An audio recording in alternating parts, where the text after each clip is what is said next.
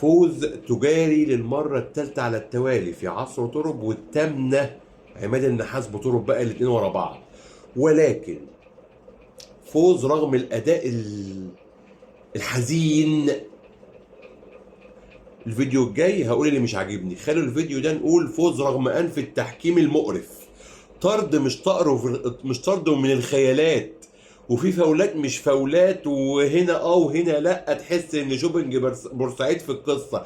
بس ما علينا شوط اولاني الحزن خالص. مش ده الاهلي، مش ده اللي كنت مستنيه، مش ده اللي كنت متوقعه. انا كنت بقول فوز واداء، لا لقيت ده وكنت خايف ما الاقيش الفوز. الخلاصه نزلنا في الشوط الثاني عملنا اللي احنا بنطلبه. ايه اللي بنطلبه؟ بن رمضان يبقى الملعب على يمينه استلم قبل وقعد يا باشا، اي دفاع بصه وهمسه ولمسه وغمزه، وعمر كمال عبد الواحد ياه المكنه طلعت قماش يا راجل.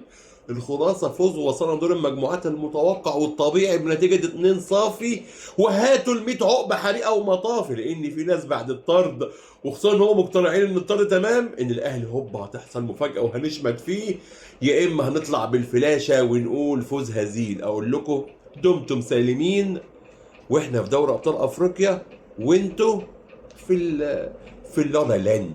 خلص الكلام، سلام.